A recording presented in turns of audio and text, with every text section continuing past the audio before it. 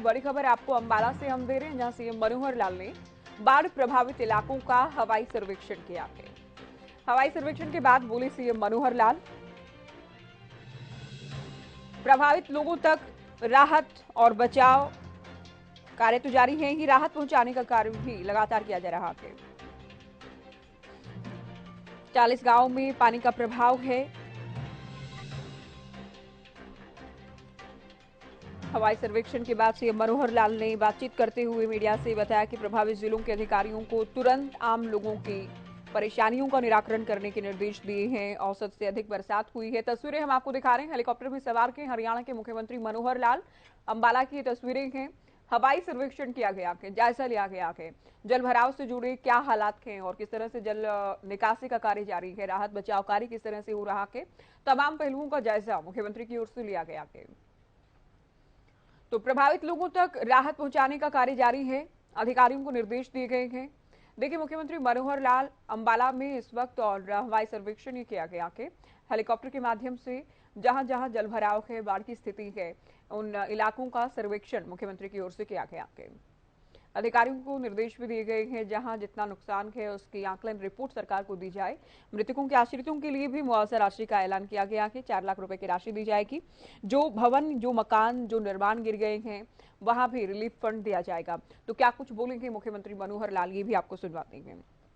को जानकारी है कि पिछले 4 दिन से जो वर्षा का प्रकोप बहुत अधिक मात्रा में हुआ, और वर्षा केवल यहाँ हरियाणा में ही नहीं बल्कि जो पास के प्रदेश हैं, चाहे हमें हिमाचल प्रदेश से जो वहाँ वर्षा हुई, बादल फटा, वो पानी बहाव उसका आया तो उसका नुकसान हुआ है।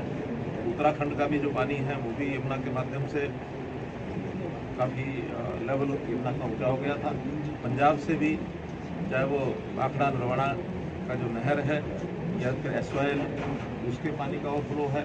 तो ऐसे सब तरह के पानी की जो मार है वो हरियाणा के कुछ जिलों में पड़ी है, और सबसे ज़्यादा अगर उसका नुकसान होता दिख रहा है मुझे वो अम्बाला जिले में।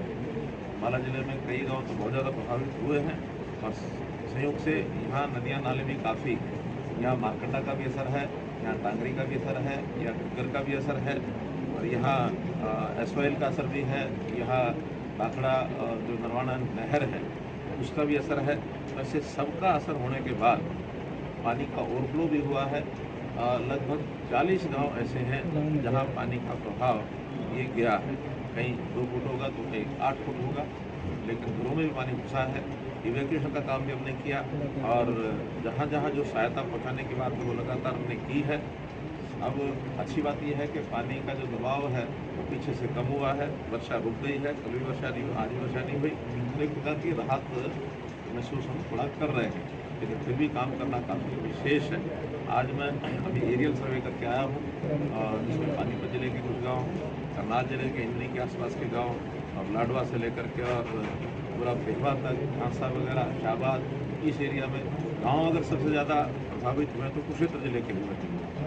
उसके बाद फिर अम्बाला जिले में भी जो हमारी हाईवे के साथ, नेशनल हाईवे के साथ जो बेल्ट है, नंगल और अम्बाला शहर के गांव, जितना भी कुछ समय में संभव हो पाया उस जगह हो गया है। लेकिन ये नहीं कि इसके बाद और जगह में नुकसान नहीं है। नुकसान यमुना जिले में भी हुआ कुछ जगह, कैथल और कैथल जिले में भी कुछ नुकसान है, पंचकुला का भी नुकसान है।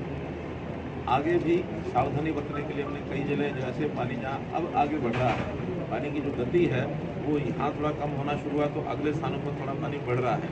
जैसे इस जिले का नरवाना क्षेत्र है, फतेहाबाद जिला है, सिरसा जिला है, या सोनीपत जिला है, फरीदाबाद पलवल, जहाँ से यमुना नदी निकलेगी, ऐसे सब स्थानों पर हमारी एडमिनिस्ट्रेशन के लोग सब अलर्ट हैं और मुस्तैदी से काम कर रहे हैं। जहाँ हमको एनडीआरएफ की आवश्यकता पड़ी है तो एनडीआरएफ को हमने बुलाया है, जहाँ आर्मी को आवश्यकता पड़ी है आर्मी को भी हमने बुलाया है, और राहत कार्य जितने भी ज़्यादा से ज़्यादा संभव हो सकते हैं वो सब हमने किए हैं। कहीं किसी प्रकार की कोई कमी नहीं आई है। जहाँ तक राहत का विषय है तो जो लाइफ लॉस हुआ है अभी तक 10 के लगभग ही हमको जानकारियाँ मिली है, लेकिन ये बढ़ भी सकती है क्योंकि अभी सब जगह की जानकारी नहीं मिली है। 2 लोग तो ऐसे जो अभी उनको कह नहीं सकते कि क्या उनकी स्थिति है, क्योंकि वो लापता है। एक के बारे में पता लगा कि वो घर के अंदर उसको एक प्रकार से गिर गया और वो आदमी मिला नहीं है, तो वो सारी जानकारियाँ मिलेंगी। और इसी प्रकार से पशुओं का भी काफ़ी नुकसान हुआ है, जो पशु भी मरे हैं। मकानों का एक प्रकार से नुकसान ये भी असेसमेंट होगी। डिप्टी कमिश्नर्स को हमने हिदायत कर दी है कि सब जगह का जो लॉस है, चाहे लाइफ लॉस है और चाहे अन्य किस प्रकार का नुकसान है, उसका असेसमेंट बहुत जल्दी वो कराना शुरू करेंगे, उसकी उनको जानकारी देंगे। जहाँ तक लाइफ लॉस का विषय है, हमने तय किया कि 4 लाख रुपये प्रति व्यक्ति उसको सहायता ये दी जाएगी। और जहाँ तक मकानों का विषय है, उन मकानों के लिए जो मरम्मत का पैसा हमारा 80,000 रुपया होता है डॉक्टर अम्बेडकर मकान नवीनीकरण का, वो जो गरीब परिवार है उसमें मिलेगा। जो अन्य परिवार हैं उनको अलग से डिज़ास्टर का जो हमारा फंड है, क्या बोलते हैं, डिज़ास्टर मैनेजमेंट फंड, उसमें से उनको दिया जाएगा। और अन्य प्रकार के जितने भी लॉस जो असेसमेंट हो जाएगी पशुओं आदि की, वो सारी भी जानकारी उसके बाद जैसे पता लगेगा हम जानकारी देंगे। वर्तमान व्यवस्था में भोजन के पैकेट सबको पहुँचाए जा रहे हैं, पानी की जहाँ आवश्यकता है वहाँ पानी के टैंकर पहुँचाए जा रहे हैं, पशुओं के लिए चारा जहाँ जहाँ जिले स्वयं अपना कर पाएंगे वो खरीद करके उन गाँव में चारा भेजेंगे। अगर अपने ज़िले में व्यवस्था नहीं होगी तो दूसरे जिलों से भी चारा खरीद करके यहाँ भेजा जाएगा, ताकि पशुओं को भी समय पर चारा मिल सके। भोजन पैकेट पहुँचाने के लिए हमारे पास वैसे तो नाव पर्याप्त है, लेकिन जहाँ कुछ स्थानों पर नाव की जो कमी है वहाँ एयरफोर्स के हेलीकॉप्टर इसका प्रबंध भी हमने किया है, ताकि एयरफोर्स हेलीकॉप्टर के माध्यम से भी अगर भोजन पहुँचाने की आवश्यकता होगी तो वो सहायता भी आज से चालू होगी। देखिए, जो जानकारी मिल रही है वो एकदम मैं उसको पुख्ता कोई जानकारी तो नहीं, लेकिन हेरसे की जानकारी मिली है कि वेस्टर्न जो डिस्टर्बेंसेस जो चलती हैं और इधर से मानसून दोनों एक साथ यहाँ आकर के कोलाइड कर गए हैं। खास करके उसका जो केंद्र है वो हिमाचल में कुल्लू मनाली साइड में आके बना और वहाँ से पानी का जो बहुत ज़्यादा वर्षा हुई उसके कारण से ही वहाँ हुआ। और इसका आगे चल करके पहाड़ी क्षेत्र में वर्षा के बाद एकदम कोई बादल फटा है या और कोई कारण हुआ, यमुना का जलस्तर एक साथ जो एक दिन पहले 2 लाख क्यूसेक था और घंटों में ही 3,60,000 क्यूसेक तक पहुँच गया। तो इतना पानी जब एकदम आता है तो थोड़ा सा मैनेजमेंट उस समय तैयार नहीं होती कि निर्णय क्या लिया जाए।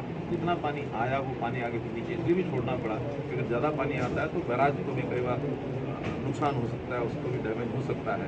तो पानी जितना ऊपर से आया तो उसको उसमें छोड़ने के बाद पानी नीचे फैला है। लेकिन अब चूँकि सारा कंट्रोल हो गया, वापस 3,60,000 के बजाय फिर से वो 2 लाख क्यूसेक तक आ गया है, इसलिए अब कोई ऐसी मानसून का देखिए ड्रेनेज सिस्टम में कोई बहुत बड़ा फॉल्ट ऐसा मैं इसलिए नहीं कह सकता कि हमारी सारी तैयारी सामान्य वर्षा और सामान्य जो चीज़ों की पूरी तैयारी थी। अकस्मात इतना पानी आएगा, ये कोई ड्रेनेज व्यवस्था का फेल्योर नहीं है, सब चीज़ें तो आखिर मिल गई। एक एरिया जब अब होके आया हूँ मैं, ये जनसुई और इसके आसपास का जो एरिया है वहाँ 3-3, 4-4 जो फ्लो हैं एक साथ मिल गए, ओवरफ्लो कर गए हैं। अब ओवरफ्लो की है तो इसमें से कोई व्यवस्था खराब थी ऐसा नहीं, लेकिन पानी की मात्रा ही इतनी थी।